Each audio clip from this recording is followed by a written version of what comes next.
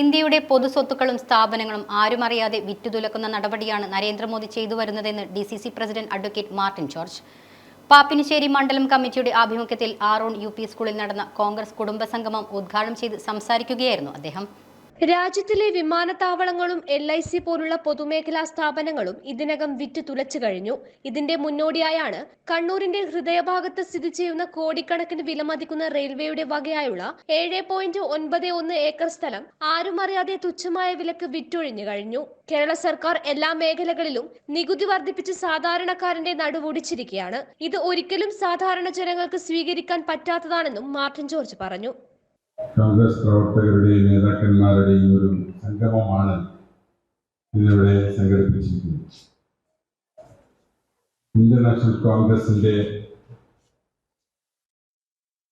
All India Congress കമ്മിറ്റിയുടെ നിർദ്ദേശമനുസരിച്ച്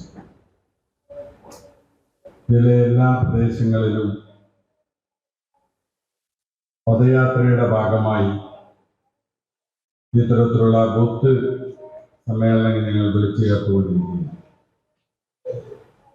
നിരവധി പരിപാടികളാണ് ഓൾ ഇന്ത്യ കോൺഗ്രസ് കമ്മിറ്റിയും കേരള പ്രദേശ് കോൺഗ്രസ് കമ്മിറ്റിയും ഇവിടെ നമുക്ക് വേണ്ടി ചെയ്തു തീർക്കാൻ വേണ്ടി നിർദ്ദേശിച്ചിട്ടുണ്ട്.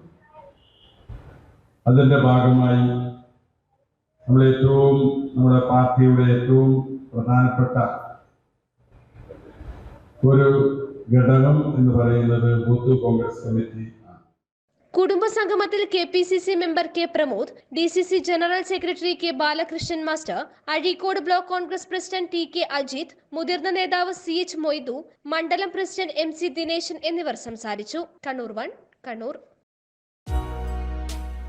സഹകരണ രംഗത്ത് വിശ്വസ്തയുടെയും സേവന പാരമ്പര്യത്തിന്റെയും മുഖമുദ്രയായി മാറിയ മാടായി കോഓപ്പറേറ്റീവ് ബാങ്കിന്റെ സഹോദര സ്ഥാപനമായ നീതി ഇലക്ട്രിക്കൽസ് ആൻഡ് ഹാർഡ്വെയർസിൽ പെയിന്റ് ഡിവിഷൻ